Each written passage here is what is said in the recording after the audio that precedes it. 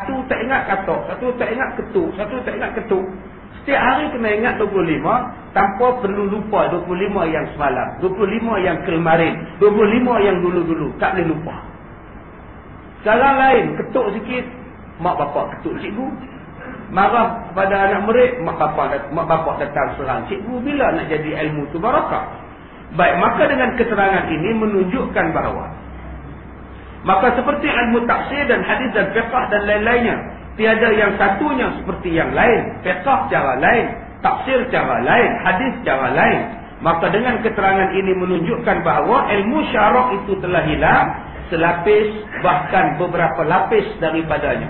Ini bentuk ilmu-ilmu diangkat. Orang tidak lagi mendalaminya secara detail. Orang tidak mahu lagi belajar secara musyafahah, talaqi. Orang nak belajar lebih cara mudah sekarang ini dengan internet dan sebagainya. Satu lagi jalan ilmu hilang ialah dengan tiada amalan. Belajar rajin, amalan tak ada. Dan tiada digunakan. Sekadar belajar saja. Berapa ramai ulama-ulama yang belajar di Mekah hukum syariat, bidang syariah. Dia belajar syariah di Mekah. Tapi balik ke Malaysia, mana ada syariat? Hudud tak buat, syariat tak buat. Lama-lama ilmunya hilang. Belajar lain, tapi pengamalan bidang lain. Pengkhususan masa belajar bab lain. Bila keluar, dia jadi bab lain. Tidak diamalkan ilmu. Kerana apabila dipelajar sekalipun, tetapi jika tidak diamalkan, nescaya hilang ia daripada orang yang menanggungnya. Seperti setengah daripada ilmu fiqh. Bukankah sebagai hilang ilmunya daripada dada orang alim? Sebab ilmu fiqh tu tak dibuat. Macam kita belajar semayang dalam perang. Belajar semayang perang. Tapi tak dibuat. Lupa. Kita belajar semayang sunat gerhana. Bila datang gerhana, kita tidur. Lama-lama lupa. Itu satu bentuk. Zakat. Kita belajar bab zakat. Tapi sampai sekarang pengiraan zakat kita tak pernah kira betul. Padahal kita belajar. Sebab kita tak ambil berat tentang masalah zakat. Faraid. Kita belajar hukum faraid. Tetapi untuk melaksanakan faraid, kita tak harus kira. Senang-senang bagi je lah. Tak merasa. Kamu zikir, aku zikir juga. Lama-lama ilmu tu hilang. Ilmu faraid hilang. Ilmu zakat hilang. Ilmu berkaitan dengan fiqh hilang. Begitu juga hilangnya ilmu daripada bidang muamalah. Ilmu tentang perniagaan, hukum jual beli, pinjam, gadai dan sebagainya juga akan hilang. Begitu juga ahkamul jinayah, hukum-hukum berkaitan dengan jinayah, hukum-hukum berkaitan dengan undang-undang, ataupun ilmu tasawuf, iaitu daripada bahagian muhlikat yang merosakkan amalan. Muhlikat ni maknanya ialah perkara-perkara yang merosakkan amalan. Kita tak tahu, kita tak ambil berat. Walaupun kita belajar, tetapi tidak diamalkan. Bahkan semuanya itu ada di dalam kitab-kitab.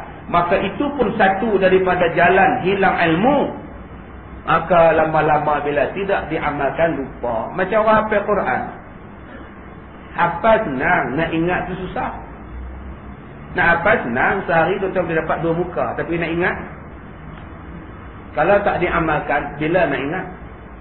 Baru ni satu orang dia balik cuti daripada New Zealand dalam bidang kedoktoran. Dia balik, dia kata, Ustaz, saya nak ngulang Quran. Rupanya tuan-tuan dia hafal Quran. Saya kata, kamu hafal Quran di New Zealand. Apa? Bagus. Berapa surah dah dapat? Banyak dah Ustaz. Tak berapa belas juzuk dah dapat. Itu yang duduk di New Zealand tuan-tuan. Untuk campur dengan Mat Saleh pun boleh hafal Quran. Cuma masalah dia kata, dia seorang yang hafal Quran, kadang-kadang nak lawan tasmih, nak lawan mengulang Quran tu payah.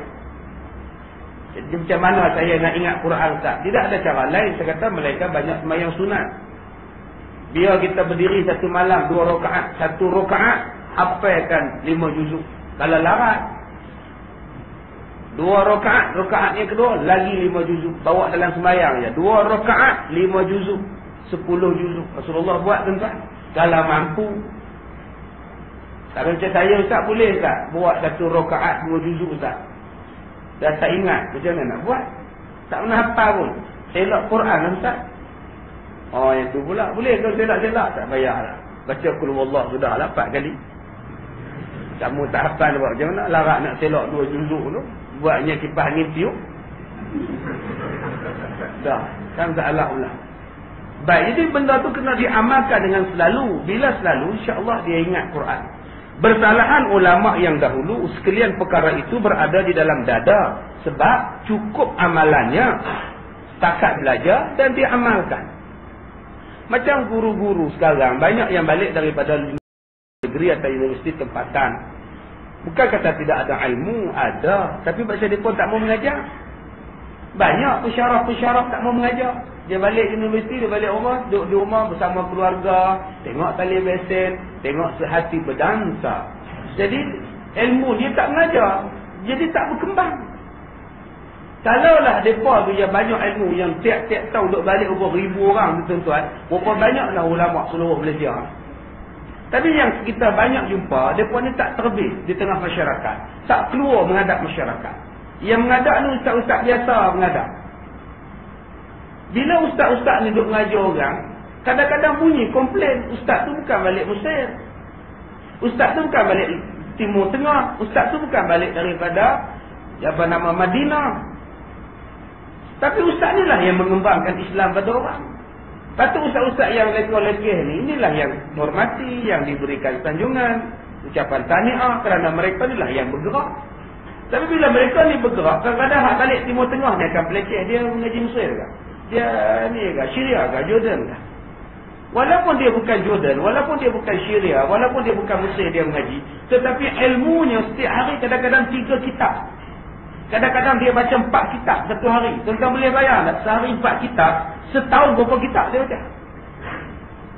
Kadang-kadang yang mengaji di pondok lebih alim ilmunya daripada orang yang mengaji di luar negeri tapi tak mengajar orang. Sebab bila dia baca, dia akan rewind balik. Dia rewind balik. Dia tambah lagi. Dalam Islam dia tidak ada lekeh-melekeh. Siapa yang buat kerja untuk agama, sokong. Siapa buat kerja untuk Islam, bantu. Jangan tanya dia. Dia luar negeri ke? Dia Mesir ke? Dia ke? Sebelum kita tanya macam itu, kita tanya diri kita dulu. Aku yang balik daripada Mesir, aku tak mengajar orang. Dia yang duduk sekolah pondok, sekolah atap saja boleh mengajar orang. Malulah aku. Sepatutnya jadi begitu. Bukan mempertikai orang, bukan menghentam orang.